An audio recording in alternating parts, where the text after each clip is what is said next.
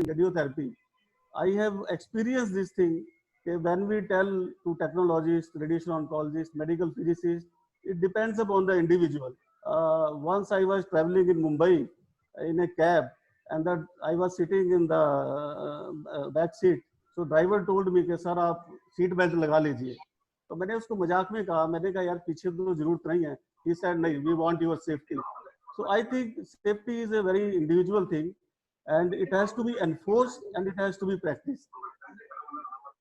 Now this personal protective equipment, it is very popular. It has become a household name.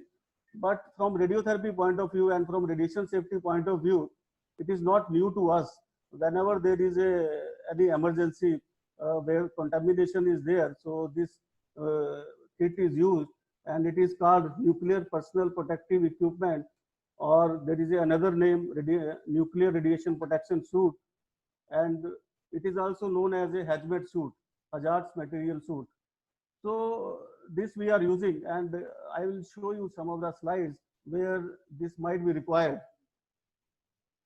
So now the next thing comes, okay, why so much about radiation safety? Because our sensory organ cannot detect it. So it is not visible, we cannot see it. There is no touch, pressure, temperature, so we cannot feel it. It doesn't have any odor, so we cannot smell it, and it doesn't make noise, so we cannot hear it. So, but however, if we are exposed to radiation, it may cause vomiting, diarrhea, cancer, genetic changes, and if person is exposed to large amount of radiation, there may be a death. And the effects of radiation, they may not show up immediately. If I am exposed today, the effect may appear after 10 years, or it may appear in the next generation. So the radiation effect may occur anytime. And the major problem is that there is no marker to tell that the damage is caused by radiation or by some other agent. Like I am working in a radiation field. If tomorrow I get a cancer, it is difficult to tell whether this cancer is because of the radiation which I have received, or it is because of some other reason. So we have to be careful about that. And then the next question comes, if it is so dangerous, then why it is used? It is used extensively in medicine. If you see three departments like radiology, radiotherapy, and nuclear medicine, three full departments, they are dedicated to radiotherapy. If you stop using the radiation, at least nuclear medicine and radiotherapy will be closed down. And it is extensively used in industry for non-destructive testing. And it is used in military for weapons. These nuclear devices, they are game changer. It only used once in Second World War in the month of August. And when this radiation has a vast application, so definitely it is used in research organizations also. If our sensory organ cannot detect it, then how to detect? So I am sure everybody have seen this survey meters which are used to detect radiation. This all survey meter from my department. I don't have this neutron detector because we don't have high energy accelerator, but we have a detector. If in the light, if you compare it with corona, you don't have any detector to find out the corona, but at least radiation, some advantage is there. At least I can detect. If somebody tells me that some radioactive source has fallen here, I can go with the detector and find out. And then we got a lot of radiation from background. The main cause of worry is this medical uses. 11.5% radiation is used from medical, and 90% is from the radiology. So even after so many years of discovery of X-ray, still radiology department is not regulated as compared to the radiotherapy department, where the radiation received is much less. Now the next question comes that for whom we have to do this safety. Safety, there should be a safety for general public. And if you talk of modern radiotherapy equipment, this planning of the installation and work practice takes care of that. And similarly for radiation worker, now proper monitoring, radiation survey and work practice. Now the area of concern is patient, because earlier we were thinking that we are treating patient or we are taking radiograph, so patient can receive higher dose. But no, we should worried about the radiation safety of the patient also, and then about future generation, because we are using a lot of radioactive sources, so they should be disposed of safely. And I have taken some examples, and I'll show you that how radiation accident could happen.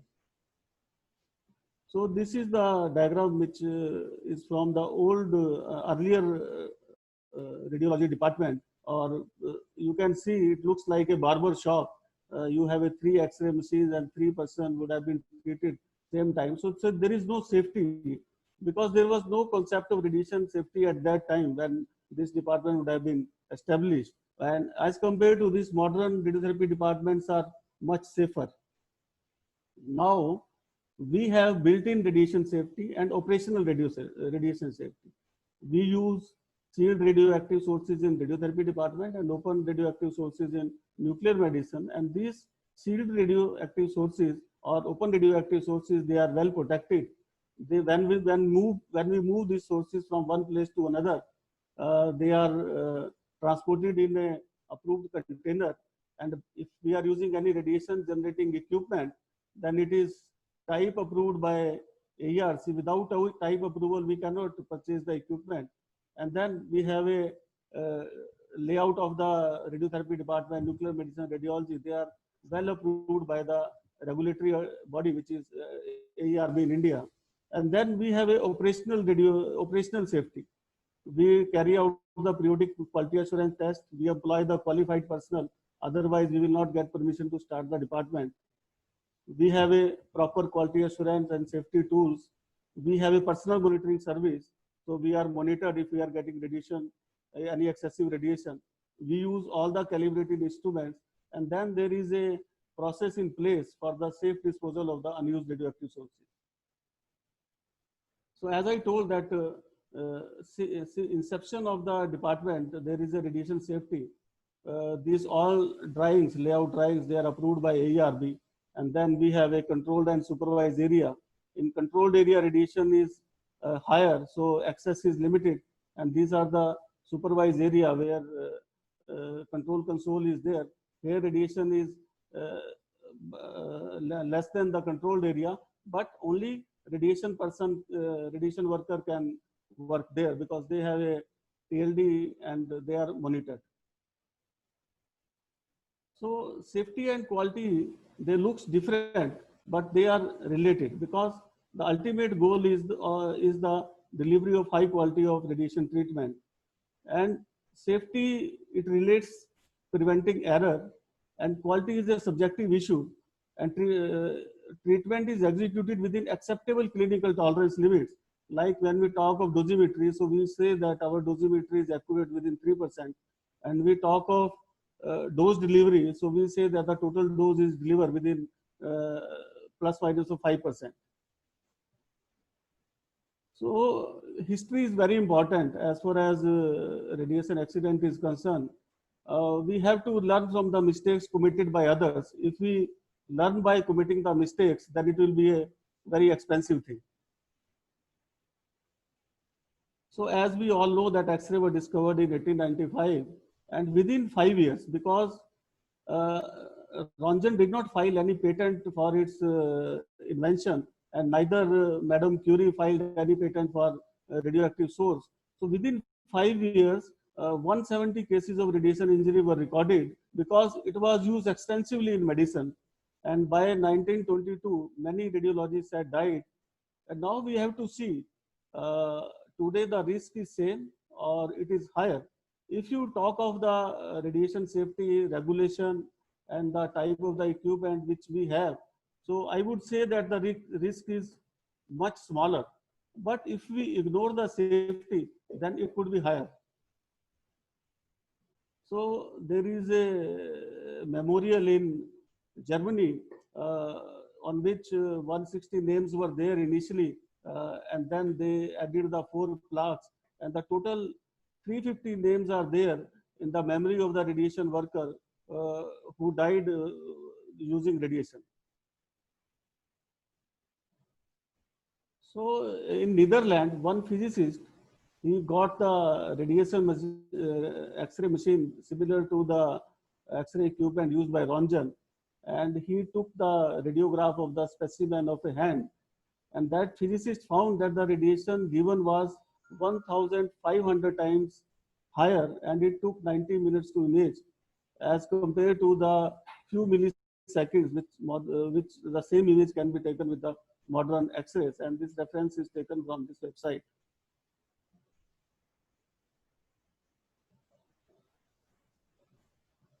This IAEA report. It was released in 2000. Lessons learned from accidental exposure in radiotherapy. Uh, in this, some 90 cases of accidental exposure are reported, and these accident exposure, they occurred in nuclear medicine, external beam therapy, or with the brachytherapy. And the accidents, they are not only in developed countries, they are in developing countries also. And if you see the report, I would say that the cases reported are much lower, because many cases they go unreported. So this report is very important, and it shows the importance of quality assurance in radiotherapy. So how errors or accidents can happen in radiotherapy? This is one example where somebody has ordered 0.79 millicurie per ribbon, but when he received, the vendor has given 0.79 milligram radium equivalent, and the actual activity was much higher. It was 1.36 millicurie. So the figure matched, but the units were different. So the patient received higher dose, but there was no adverse effect.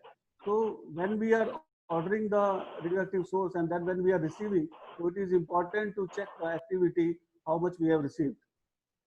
And another case which happened with the SDR brachytherapy, uh, the patient of anal carcinoma was treated, and they have used 5 catheters.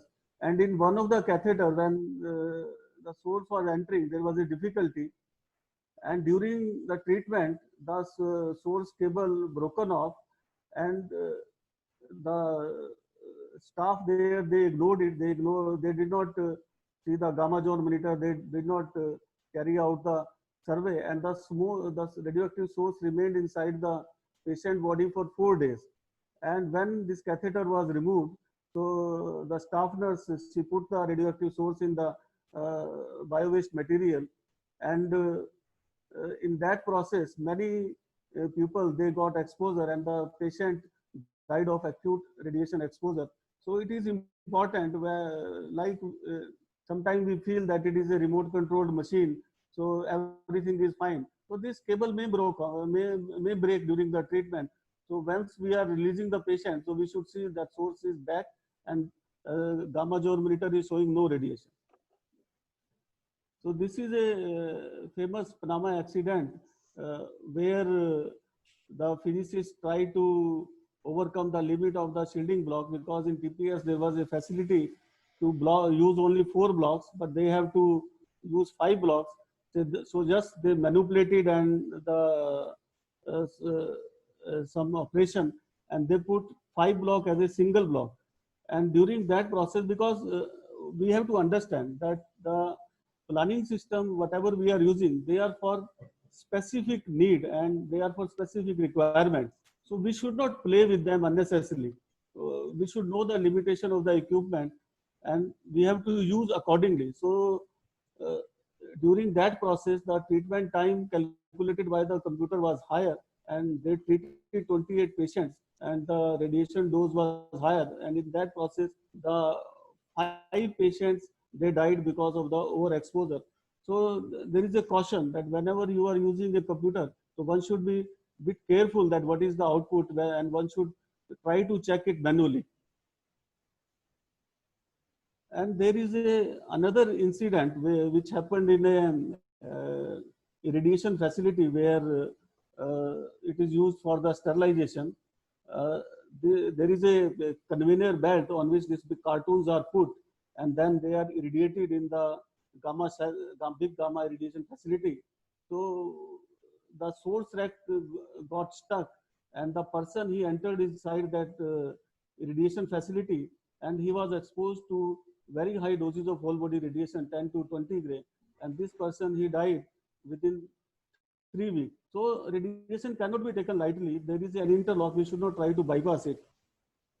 And this is another case where the telecobalt unit, they were abandoned, and some people in Thailand, Samut Prakam, they have removed the head and then dismantled it, and they have sold it to the scrap person. And in that process, many people were exposed, and 3 persons they died. So whenever we have any unused radioactive source in the department, so we should send back it to the authorities for disposal. And this is a very interesting case. मैं आपको एक बहुत interesting चीज बताना चाहता हूँ कि generally in our department the quality assurance tests, they are carried out by the junior medical physicist and the medical physics intern. So one day I went to a linear accelerator room in the morning, and I saw they were not carrying out any daily dosimetry. So medical physics intern was there. मैंने उससे पूछा, मैंने कहा कि आज आपने morning क्यों नहीं किया? तो बोला कि सर रीडिंग तो हर रोज सेम ही आती है, आज नहीं किया. So I think this we have to follow the standard operating procedure. So what happened in Poland?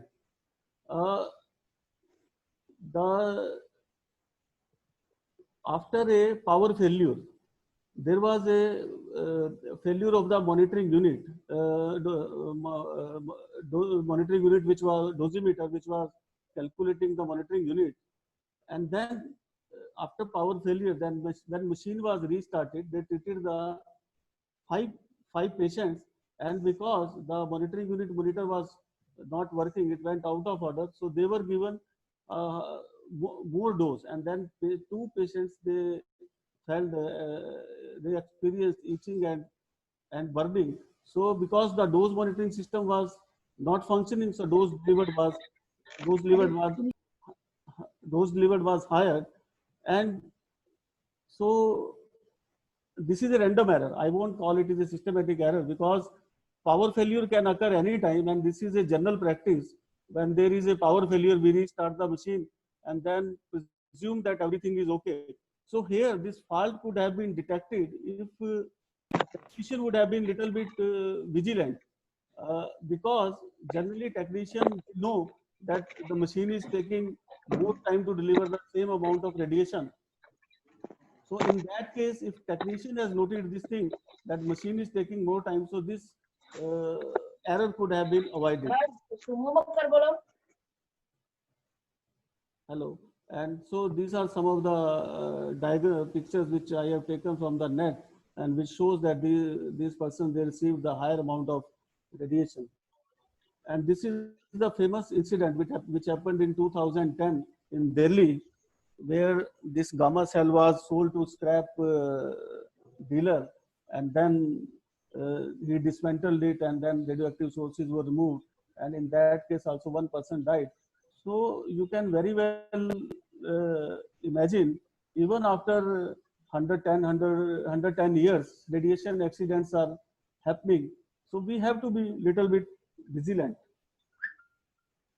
And then this is a... Sir, can I interrupt you? Yeah, sure. Yeah, it is scrap cobalt was sold to a scrapper from DU. So our physicist in Apollo, he diagnosed that the person was exposed. Yeah. I know Mr. Saji Oman.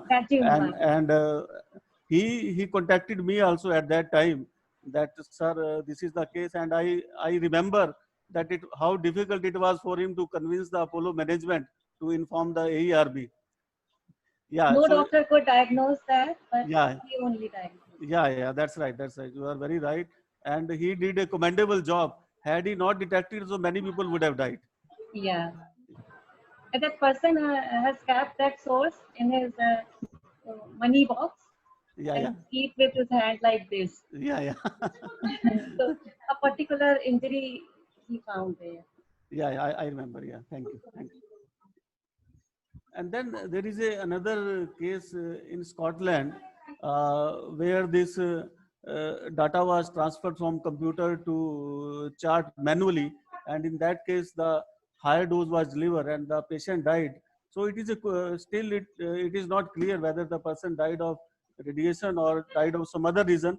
But this case was there in press and media. So now it is very difficult. You do not know how media interpret the things. So we have to be a bit careful.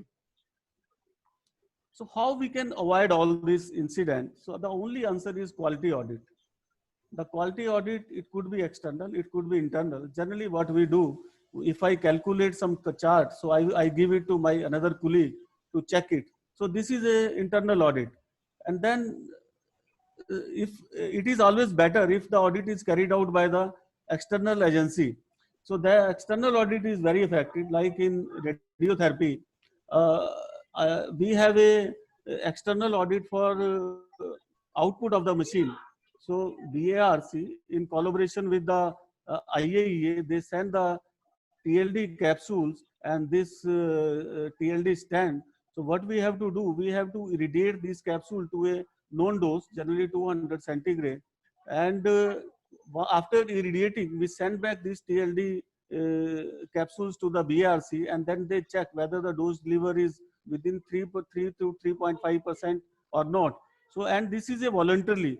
So I would suggest that every institution must participate in that, because if you are participating in that and your dosimetry is within 3%, so you will be very confident that whatever you are doing, it is correct.